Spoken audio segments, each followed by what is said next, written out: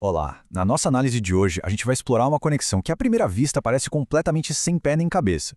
Vamos pegar um dos filósofos espiritualistas mais profundos e exigentes do século XX e colocar ele lado a lado com o maior preguiçoso da história da televisão. A grande questão que vai guiar a gente é essa. O que é que o Homer Simpson, sabe, o patriarca daquela família de Springfield, pode de fato nos ensinar sobre as profundezas da existência? Parece uma loucura, eu sei, mas a resposta é surpreendente. Então, vamos mergulhar nisso. De um lado, a gente tem Louis Lavelle, um filósofo francês que via a existência como um ato espiritual, uma coisa contínua. E do outro, o Homer Simpson, cuja filosofia de vida se resume a, basicamente, donuts, cerveja e TV. Enquanto Lavelle busca a tal da presença total, o Homer busca o sofá. É um contraste gritante, mas perfeito para a gente entender uma ideia central. E essa ideia começa justamente aqui. Para o Lavelle, existir não é uma coisa passiva, sabe? É uma ação constante. Ser é um verbo. O que é fascinante nessa ideia do Lavelle é que ela vira a nossa noção de existência de cabeça para baixo. A gente não é só um objeto que está aí parado no mundo. A nossa essência, para ele, é algo que se conquista a cada instante, através de uma iniciativa, de uma participação ativa na nossa própria vida. E aí a gente olha para o Homer. Lá no trabalho dele como inspetor de segurança nuclear, um cargo que, vamos combinar, exige atenção máxima, ele é a personificação do oposto. Ele é a negação do ato. Ele prefere dormir a estar presente. É como se ele fosse o anti-ser em pessoa. E essa preguiça do Homer não é só uma piada. É quase uma condição filosófica. Ele prefere ser agido pelos impulsos dele, a fome, o sono, a vontade de beber uma Duff, em vez de tomar a iniciativa de agir no mundo de forma consciente. Ele é a pura inércia em forma de desenho animado. E essa frase aqui é genial, porque ela mostra o buraco que existe entre a imagem que ele tem de si mesmo e a realidade caótica da sua passividade. A inação dele não é inofensiva, ela causa o caos, como nessa cena em que ele se acha um máximo enquanto a casa pega fogo por pura negligência dele. Só que a história do Homer não é tão simples assim, porque existem momentos em que essa inércia toda é quebrada por uma força muito mais poderosa. E aqui está o ponto de virada. Lembra daquele episódio? O Homer é forçado a voltar para o emprego que ele odeia para poder sustentar a Maggie, a filha recém-nascida. E o Sr. Burns coloca aquela placa horrível na sala dele: "Não se esqueça, você está aqui para sempre." Mas aí, num ato de pura transcendência, ele pega fotos da Maggie e cobre a placa, transformando aquela sentença de prisão numa nova mensagem: faça por ela. Nesse momento, o Homer transforma o sofrimento num ato de amor profundo. Ele está, no sentido mais puro de Lavelle, participando ativamente do ser. Isso nos leva ao nosso segundo ponto.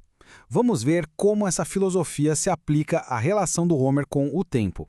Ele é o rei do instante, mas não do jeito que os mestres Zen recomendariam, viu?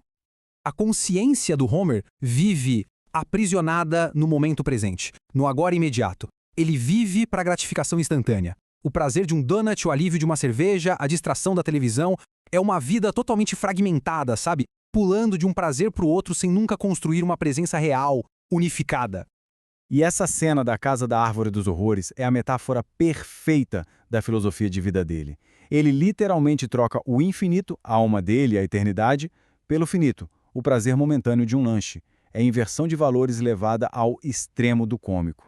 Mas, de novo, o Homer surpreende a gente. Naquele episódio em que ele come um baiacu e acha que só tem 24 horas de vida, a percepção dele sobre o tempo muda completamente. A consciência da morte o tira dessa prisão do instante e o joga na presença total. Ele para de buscar prazeres vazios e começa a buscar conexão. Ele ouve a Lisa, ele ensina o Bart, ele faz as pazes com o pai. Ele vive um dia inteiro de pura presença, de puro amor.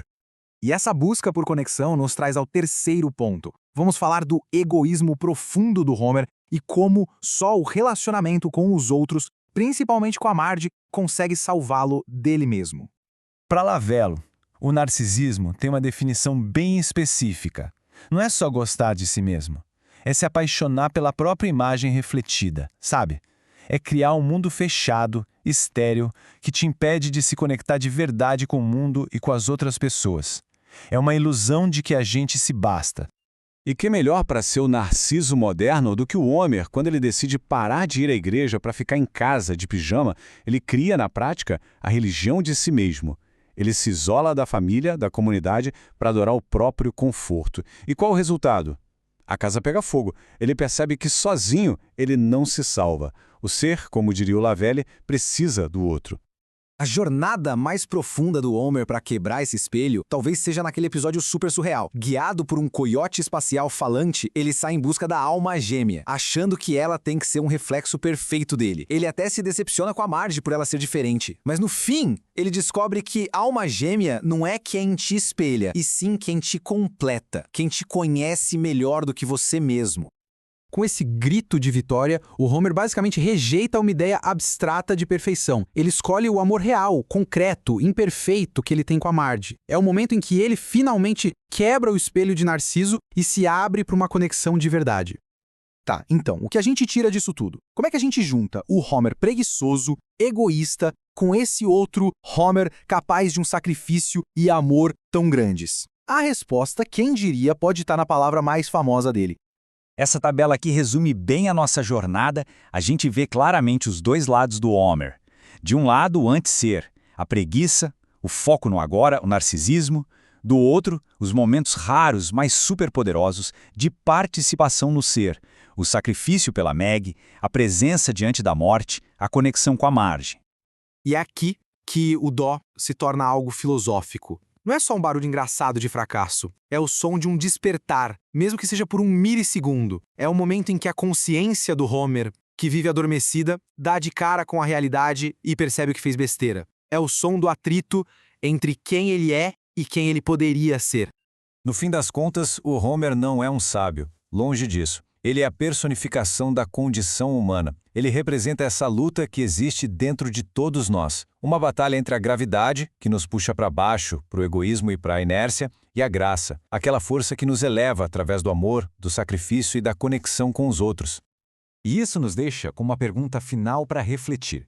Se um personagem tão falho, tão humano quanto o Homer Simpson consegue encontrar esses lampejos de existência verdadeira, de participação no ser, através de simples atos de amor, então talvez o caminho para uma vida com mais sentido não esteja em teorias super complicadas. Talvez esteja, na verdade, nas pequenas chances que a gente tem todo dia de escolher a conexão em vez do conforto, de escolher o amor em vez da inércia.